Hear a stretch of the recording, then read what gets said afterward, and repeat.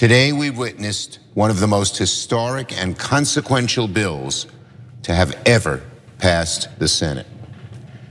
It's certainly been years, perhaps decades, since the Senate passed a bill that so greatly impacts not just our national security, not just the security of our allies, but the security of Western democracy.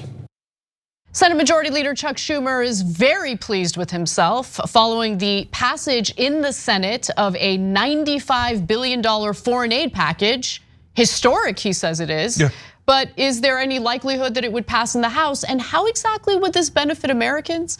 Now, with that said, it does in fact face a massive uphill battle in the House where Republican leadership has signaled that they will not support it because it doesn't include border security.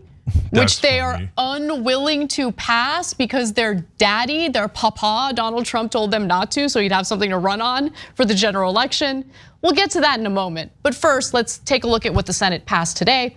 If you take a look at how the funding is broken down, $60 billion would go to Ukraine, $14.1 billion would go to Israel, $9.2 billion would go to the humanitarian assistance bucket, and I'll tell you where that goes in just a moment, and then $4.8 billion goes to the Indo-Pacific region. I'm guessing that has more to do with mitigating the threat that China poses to Taiwan. But if you're wondering where the humanitarian aid goes, Gaza will get some humanitarian aid, so will the West Bank and Ukraine. So Ukraine gets both humanitarian aid and of course that $60 billion in military spending. Now, most of the money dedicated to Ukraine won't leave the US. Instead, tens of billions of dollars will fill Pentagon coffers to purchase new weapons from US companies to refill inventories that have been tapped to help Ukraine finance military operations and sign contracts for new weapons for Kyiv. So if you're wondering how conflict abroad allows for the redistribution of wealth in America from the bottom to the top, this is it right here. The weapons manufacturers, the private defense contractors, they gotta make their money. So we pay for that, okay? We're helping Ukraine, but in reality, the money eventually gets funneled to the defense contractors that, of course, bribe the politicians to support these kinds of conflicts abroad. Now, to be sure, I'm mostly in favor of helping Ukraine defend itself. I have a problem with the lack of accountability in regard to how those resources are used in Ukraine. There's about $40 million that we provided them that went missing, and it ended up in the bank accounts of some political figures in Ukraine, and I have an issue with that. But let's move on to other things that happened in the Senate. The Senate vote was 70-29, with 22 Republicans voting in favor, including Senate Minority Leader Mitch McConnell, who made this dramatic statement following the passage of this legislation.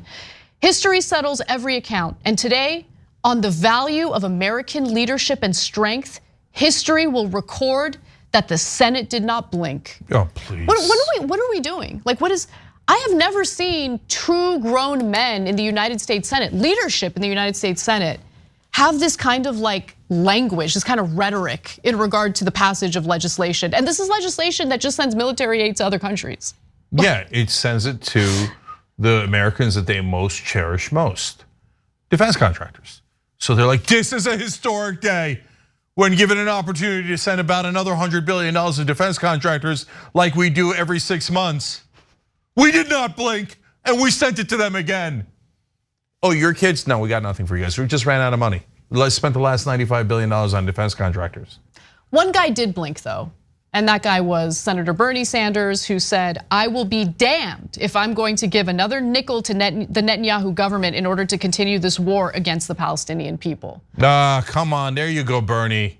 Who doesn't love Bernie Sanders? More of that. Yes, for all of his issues with strategy and trusting Biden too much, etc.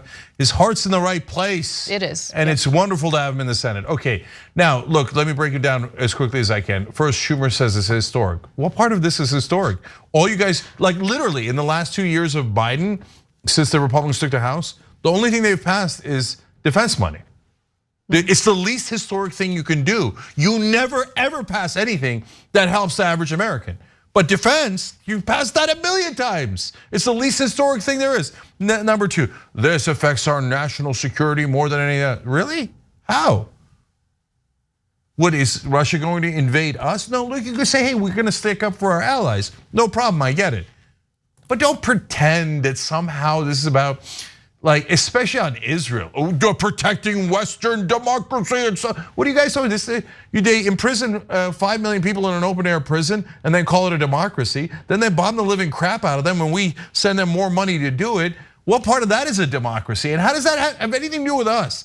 So you got to take money out of our taxes to send to them to kill more Palestinians when they've already killed 25 times more than Hamas has. So what are we doing? What are we doing? How does this affect us? By the way, you don't have universal health care. You don't have paid family leave. Good news, Israel does. But we're gonna take money out of your taxes, not to give you paid family leave, not to give you universal health care, but to give it to Israelis. And then when Republicans get mad about, not about Israel, because Israel's sacrosanct, no one can ever get mad about them, but they'll pick other countries and they'll say, oh, you're sending money to them. Everybody goes, oh, you can't get mad at that, that's outrageous.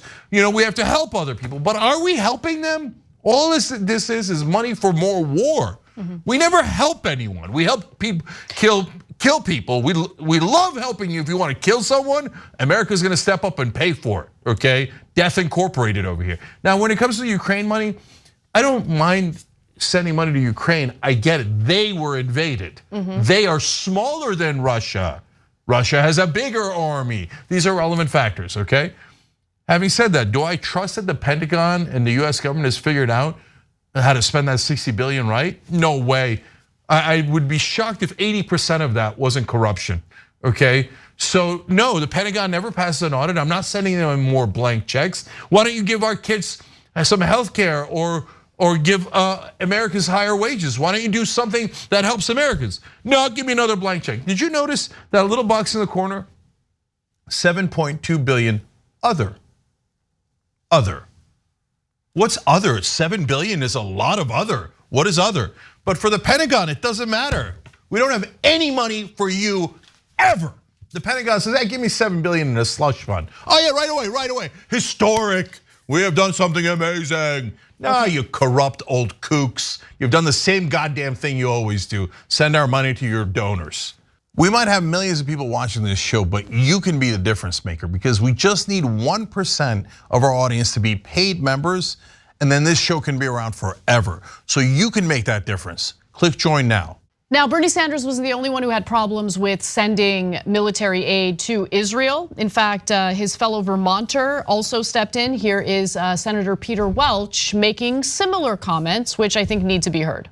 Despite these provisions that I do support, I voted against the supplemental for one key reason.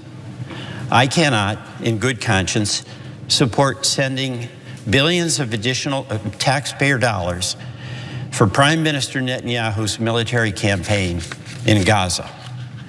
It's a campaign that has killed and wounded a shocking number of civilians.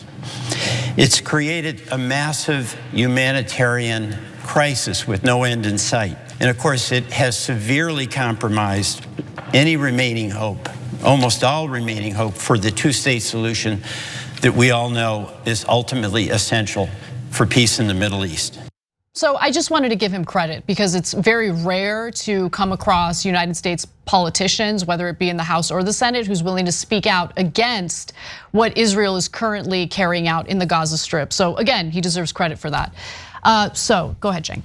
Yeah, I think that's the moral position to take. And I think people who vote to give more money for war crimes, massacre, genocide, and ethnic cleansing are deeply immoral people.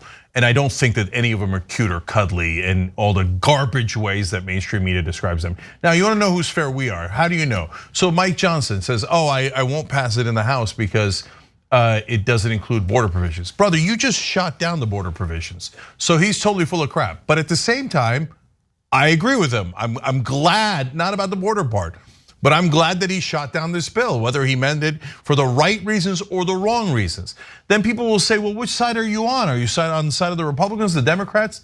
No, we're on the side of justice and things that are real, news, honesty, etc. We don't just go, oh, Welch is a Democrat, we like him. But Schumer's a Democrat. They're on opposite sides. I don't know. I go with Democratic leadership. Or I love Republicans, so Mike Johnson's right. No, you analyze the news and tell you what reality is. And reality is, this is a garbage bill. I'm thrilled that it so far has died in the House. But you know the lobbyists, they're gonna win. And they're gonna get this passed. Mike Johnson wants to send even more money to Israel. He says the Democrats aren't sending enough. He just doesn't want to send to Ukraine. So look, this isn't gonna pass in the House, and I think that this was a mistake for Senate Majority Leader Chuck. What are you doing, Chuck? What are you doing? I mean, if you want to brag about how you ushered the passage of a super popular bill that the American people desperately want, and then you're gonna point to Republicans who destroy that bill in the House, have at it. That's a smart political tactic, nice maneuvering. Instead, he focuses on passing a foreign aid bill that is not popular with the American people, who are furious right now over the abandonment that they've experienced by our United States Congress, even as there's a migrant crisis that now both parties acknowledge exists. So what was this? Like, he's so proud of himself. What was this? So guys, if you look at it from a point of voters and politics. That was my mistake, you're right. I shouldn't have done that. I should have focused on the donor. He delivered for the donors. 100%. He could point to this and be like, listen, donors, I did my part. It's just that the House destroyed it. So give me the money. Yeah, that's exactly what's going to happen. So guys, this is the Rosetta Stone of politics. We've explained it to you, and you can see it for yourself going forward from here on out. And this is how you can judge whether a news show is being honest with you or not. What they say, does it come true in the real world? The rest of the media tells you all sorts of fairy tales that they think that you want to hear. None of it is, tons of it turn out to not be true, right? So in this case, the voters would want something like paid family leave, right? That polls at 84%. It helps moms and dads once they have a baby. Republicans love it, Democrats love it, we all love it. If Chuck Schumer proposed that and said, what are you gonna do now, Republicans? 74% of your own voters want it. What are you gonna do? He would put them in a super awkward spot, and that would be terrific for Democrats, and it would be really well played. That would be terrific politics if you're looking at it from the point of view of the voters. But our Congress people have lost track of that completely. The only thing they care about is the donors. So they're like AIPAC, Lockheed Martin, Raytheon. We just delivered for you. Did we do great? Well, that's a super unpopular bill that's gonna get stuck around us like an albatross around our neck, and it's gonna help the Republicans defeat us, but we're goddamn morons obsessed with the money. So have I pleased you enough, donors? Chuck Schumer, why don't you kick us on your way out too? Go, ha, didn't get your paid family leave, didn't even fight for it, ha. All I ever do is work for the donors. Same for McConnell, all corrupt, unbearable people pretending to be our representatives. Go ahead, rest of the media, pretend they represent us.